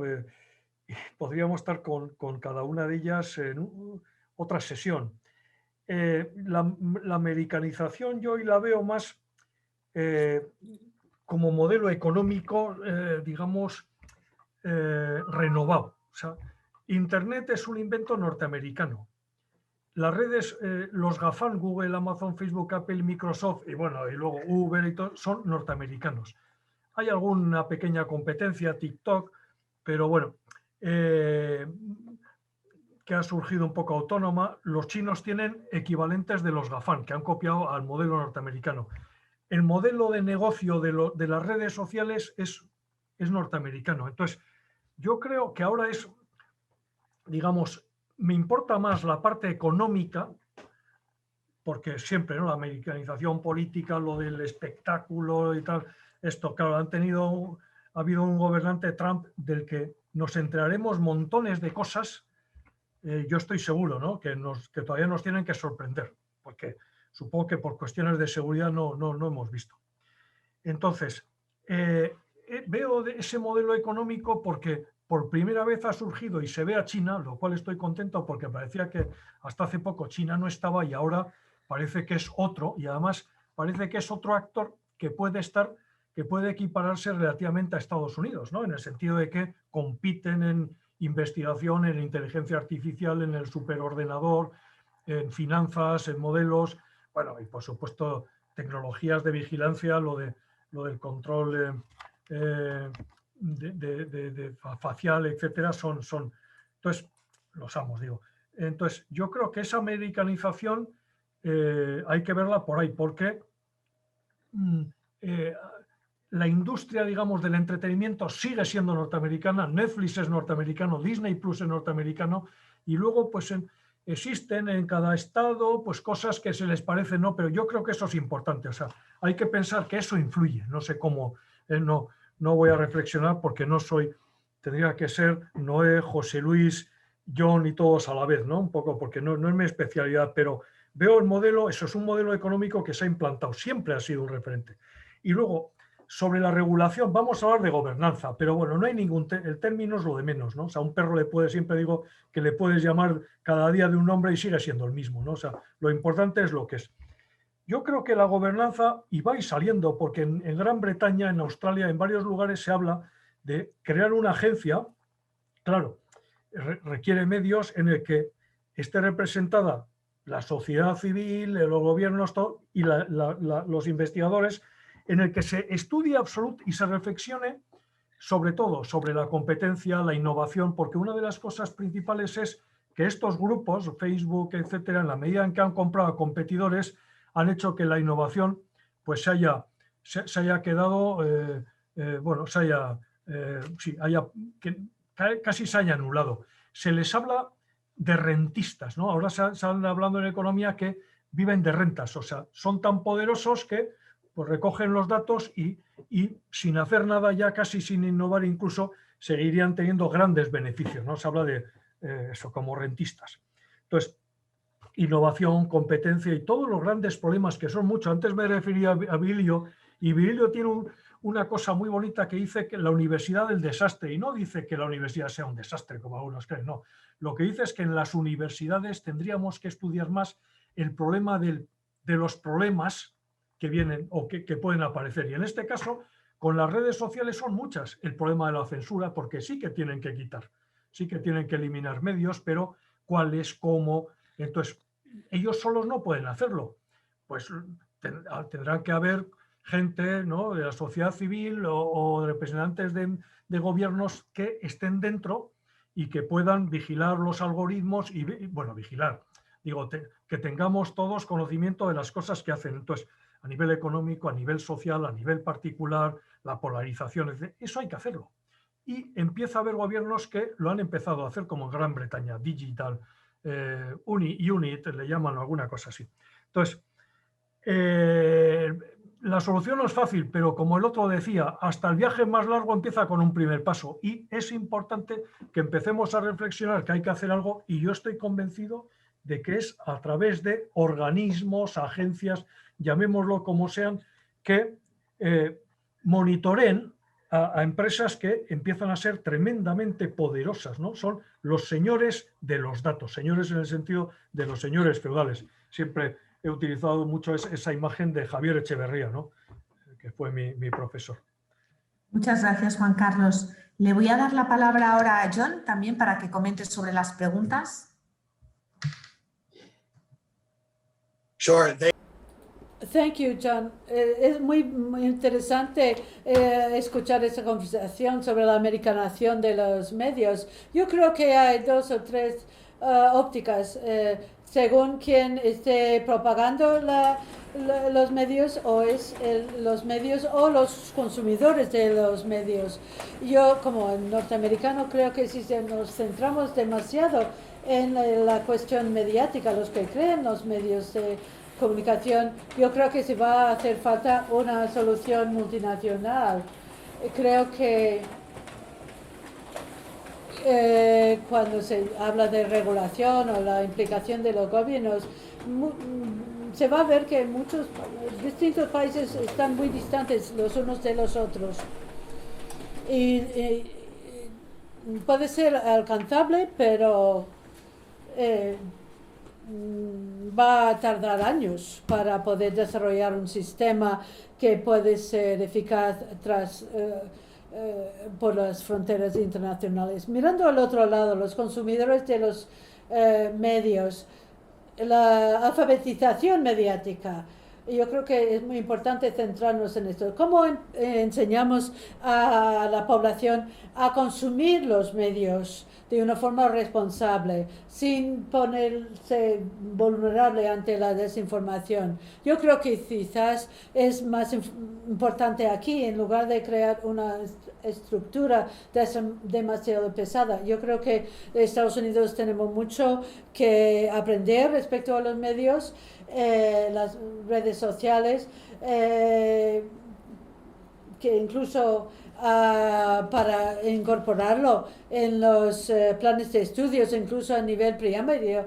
Yo, mi experiencia en los estados bálticos, no Estados Unidos solo, sino otros países europeos, pueden observar lo que han hecho con la alfabetización mediática en los países bálticos. Tienen poblaciones multilingües que consumen los medios nativos, que ellos consumen medios que vienen de Rusia, pero estos países han enseñado a sus ciudadanos desde una edad muy temprana cómo identificar la desinformación, separarla, cómo buscar una información de mejor calidad, cómo comprobar los hechos, la información, cuando algo no les parece que cuadra demasiado, buscar las fuentes y, en último caso, rechazar las fuentes desconfiados. A veces es difícil porque se está produciendo unos medios muy de alta calidad. Yo puedo afirmar que Moscú en los últimos 10-20 años ha logrado un nivel mucho más alto de calidad en su producción de sus informaciones mediáticas, no solo las noticias, sino su entretenimiento también. Si miramos la televisión rusa hace 20 años, la calidad no era muy buena, pero ahora ha mejorado. Están contando historias más interesantes, las películas tienen más calidad y están recibiendo más visiones, más aceptación. Para las poblaciones que pueden ser expuestos, tienen que saber cuándo es la hora de cambiar de canal para buscar un buen canal para las noticias. Y también esto tiene que ver con los idiomas. En un estado báltico puede ser dar la información en ruso, o en otro estado en una lengua local, donde no hay un entorno de otras fuentes de información, y se dan más opciones a los consumidores. Muchas gracias. Le voy a pasar ahora la palabra a Simón para que conteste a la pregunta. Y perdonad, nos hemos pasado del tiempo, pero como la conversación está muy interesante, si os parece prolongamos un poquito más y así podemos contestar a 2 preguntas más que han llegado por el chat. Simón, por favor. Gracias. Bien, yo reconozco que estoy pegado al debate porque se están diciendo cosas interesantísimas y me gustaría, bueno, incluso discutir algunas de las que se han dicho, aunque estoy, vamos, muy mayoritariamente de acuerdo con con todo lo que se ha dicho. Sí quiero añadir desde una perspectiva más de periodista, que es lo que soy o lo que he sido, que de otro perfil, que al hilo de las cuestiones que se han dicho aquí, la evolución de la historia de los medios de comunicación nos ha enseñado que poco a poco este nuevo ecosistema informativo en el que vivimos es virtualmente incontrolable por parte de los estados soberanos en las democracias liberales. Eso es así. Antes los reyes en el siglo XVII controlaban las gacetas mediante el timbre del reparto postal o por la censura previa. Los consejos audiovisuales, por ejemplo, eran muy eficientes pues, en un sistema mediático en el que había 2 canales de televisión o 4 canales de televisión y en casa se compraba un único periódico, pero hoy en día eso es virtualmente incontrolable. Y ha habido cambios sutiles que hacen que todavía sea más difícil, porque la transferencia del poder, como muy bien ha dicho Noé y luego también han dicho Juan Carlos y John, se ha realizado desde los estados soberanos a las grandes corporaciones, que son ahora las únicas que tienen una visión transnacional que es capaz de controlar los mensajes que se emiten a través de las redes sociales. El modo en el que los estados o las organizaciones internacionales pueden recuperar el terreno perdido a través de los acuerdos para que aquello que para las empresas, las grandes plataformas de comunicación es mucho más sencillo, porque son transnacionales y ellos tienen que desarrollar acuerdos, John decía que puede llevar muchos años y yo estoy de acuerdo. Entonces, en ese periodo intermedio, probablemente no la mejor solución, pero probablemente la única es efectivamente la alfabetización mediática, que no deja de ser problemática porque realiza una transferencia de la responsabilidad al individuo exclusivamente.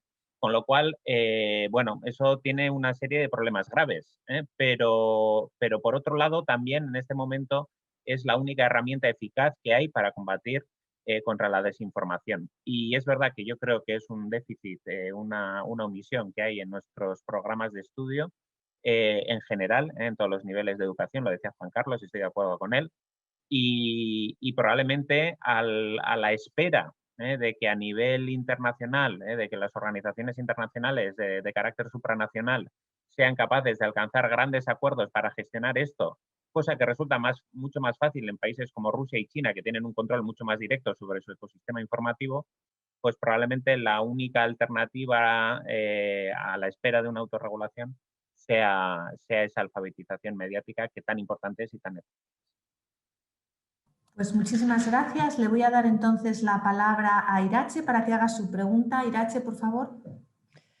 Hola, bueno, lo primero, muchas gracias por la organización de este encuentro y por las intervenciones de los ponentes, que han sido muy interesantes.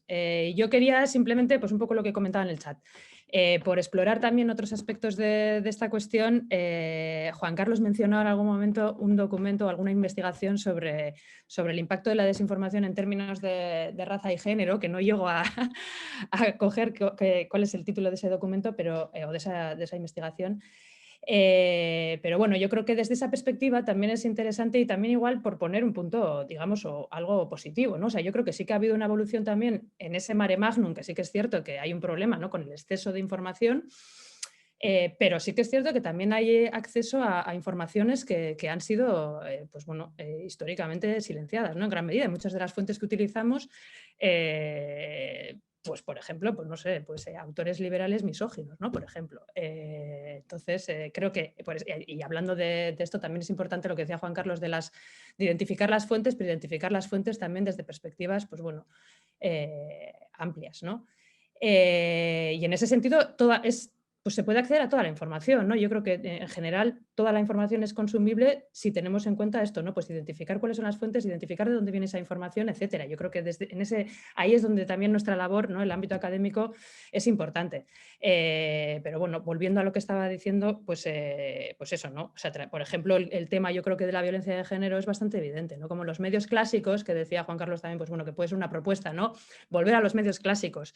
Pero tradicionalmente, y en gran medida lo siguen haciendo, informan fatal sobre esto. No hay manera de identificar dónde, por ejemplo, se producen los problemas, ¿no?, dónde están las inseguridades para las mujeres, ¿no? Yo creo que ahí los medios de comunicación podrían tener un papel importante en dar información más allá de números de muertas, ¿no?, de asesinadas y de si han denunciado o no, ¿no? O sea, ¿dónde ha habido ahí un problema, por ejemplo, ¿no? Eso es labor, yo creo, pues periodística, y que se hace en algunas, ahí hay excepciones, pues bueno, algunos medios con enfoques feministas, ¿no? Pero no necesariamente muchas veces los clásicos, con lo cual, bueno, pues también esa otra perspectiva, ¿no? Y tal vez ahí puede haber incluso algún avance, ¿no?, porque no sea todo tan negativo. Muchas gracias, Irache. Voy a leer yo la pregunta de Unai, que no tiene micrófono, y la tenéis también en el chat, por supuesto. Habla de que en este exceso informativo, si es posible volver atrás, si es posible, si la regulación es posible, que ya habéis comentado, incluso si sería posible la vuelta a ese mundo ideal del que partimos. Os voy a volver a pasar la palabra, os voy a pedir brevedad porque ya nos estamos pasando mucho del tiempo, pero no quería dejar de coger estas dos últimas preguntas. Así que empezamos. John, si te parece, si quieres añadir algo, empezamos por ti ahora y luego hago de nuevo la ronda.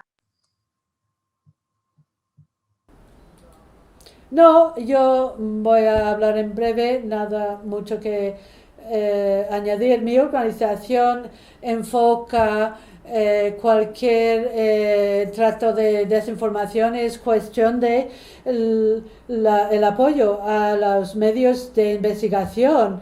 Hay que dar apoyo a todos los medios que puedan considerar, examinar estas cuestiones y cuestiones sociales, incluir y ofrecer una información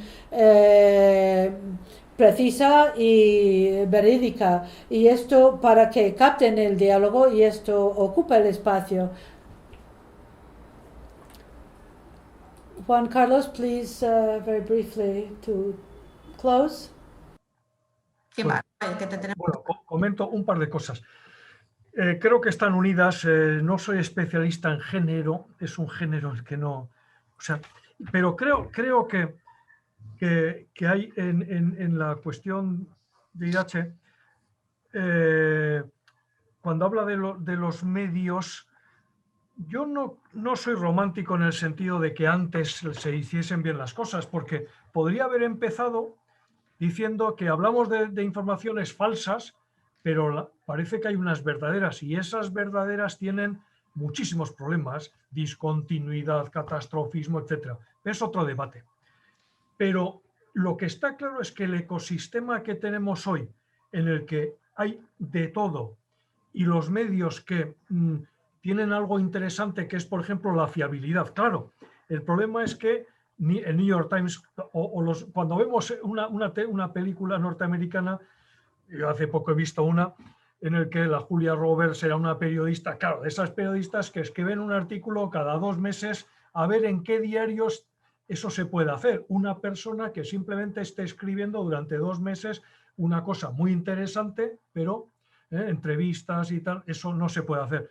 Pero lo que digo es que no es volver atrás, pero hay que recuperar porque se están muriendo, o sea, se están muriendo y tienen muchos problemas porque ya no tienen medios, cada vez tienen menos medios, ni corresponsales, pero ese ecosistema hay que repensarlo, es lo que digo.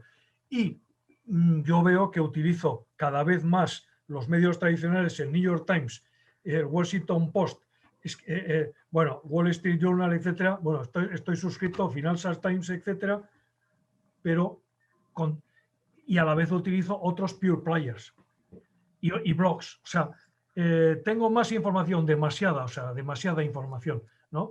Pero lo que digo es que hay que repensar y hay que recuperar la parte interesante. Y por supuesto que antes había muchos problemas, pero hoy hay más. Lo de género se ha arreglado un poco, pero unimos polarización, la censura, que está presente. O sea, anteayer estuve leyendo que han despedido en The Guardian, que es ese periódico tal que es muy abierto, han despedido a un periodista simplemente porque hizo un chiste sobre los judíos. Bueno, no era chiste tampoco. Decía que a ver si es que en la ley obligaban a que diesen dinero a Israel los norteamericanos. Le echaron simplemente por eso, porque hizo un Twitter sin mala intención. Entonces, o sea, la censura existe en la prensa tradicional. Pero si eso existe en la prensa tradicional, en los otros tal. Entonces, ese ecosistema, esa agencia que yo digo, bueno, agencia o como se llame, que no tiene por qué ser muy grande, entiendo yo que diga, no tiene que ser una cosa muy potente, pero bueno,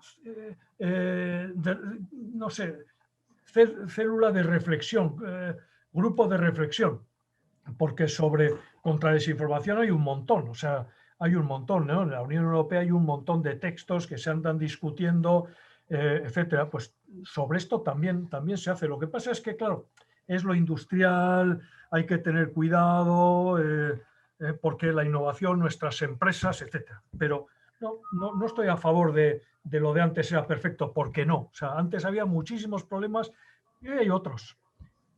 Y diría más, o sea, hay más problemas y de diferente índole que tenemos que solucionar, ¿no? Para un ecosistema sano. Muchas gracias, Juan Carlos. Noé, por favor.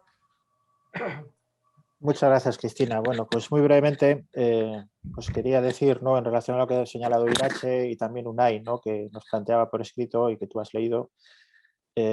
Yo sí creo que verdaderamente si nos concentramos, digamos, en la cantidad de información a la que hoy en día tenemos acceso, ¿no?, y la facilidad con la que aquellos como nosotros, ¿no?, en la universidad, que estamos equipados, ¿no?, entrenados, digamos, a conseguir esa información, etcétera, ¿no?, pues realmente las posibilidades son inmensas. Yo me quedo asombrado, ¿no?, de la cantidad de información que tenemos pero claro, no podemos perder de vista que nosotros tenemos, por ejemplo, el acceso a una información que cualquiera no tiene tampoco en su casa, por mucho que tenga el Google también.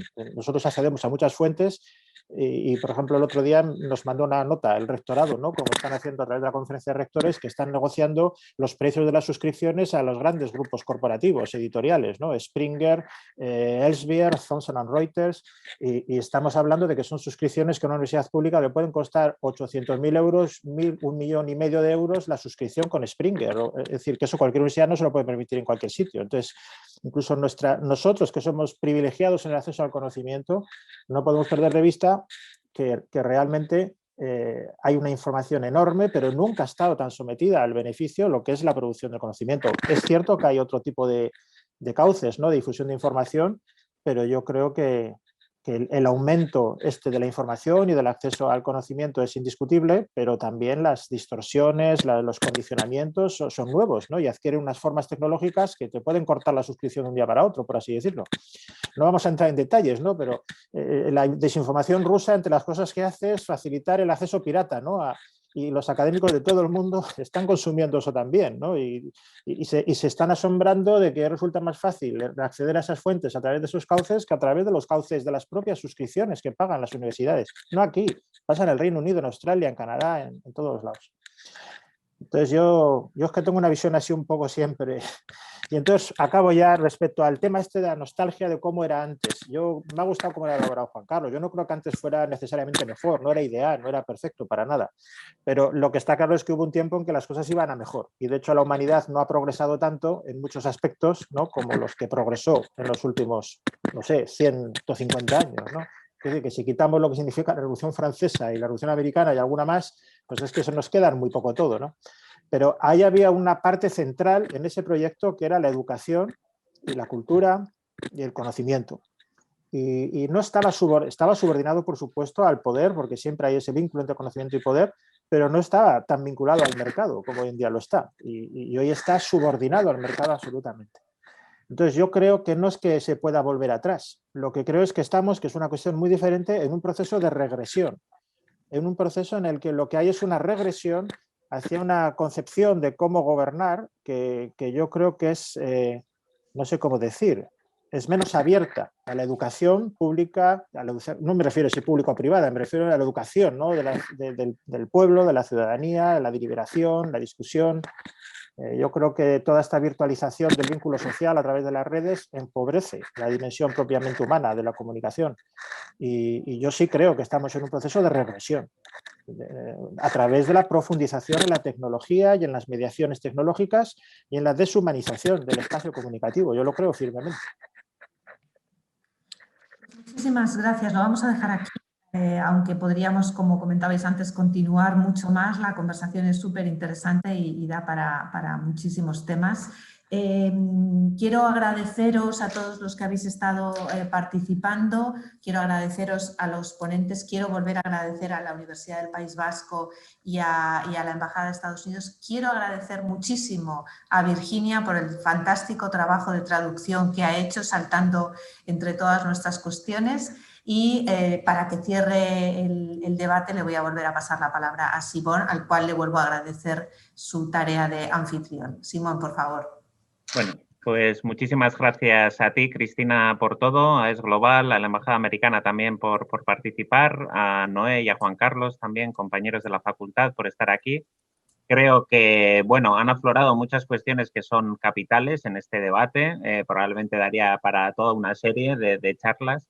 Y en la parte que me toca me quedaría yo con el aspecto más positivo, y es la conciencia que tenemos de la desinformación como problema y la capacidad que tenemos como sociedad para hacer frente a este tipo de problemas con las herramientas que tenemos. Y en una sociedad que se transforma vertiginosamente, no debemos desaprovechar la maravillosa oportunidad de que afloren múltiples nuevos actores y múltiples nuevos puntos de vista y perspectivas, y sin dejar, por otro lado, de preocuparnos sobre cómo controlarlo y cómo encaminarlo hacia algo que no suponga un problema de otra naturaleza.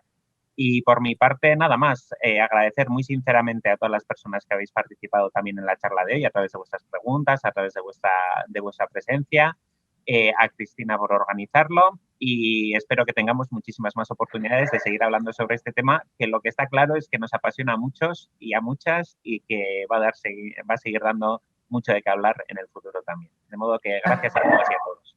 Claro que sí, y recordaos y animaros a que participéis en el concurso, que merece la pena. Muchas gracias de nuevo. Muy bien, gracias a todas. Gracias.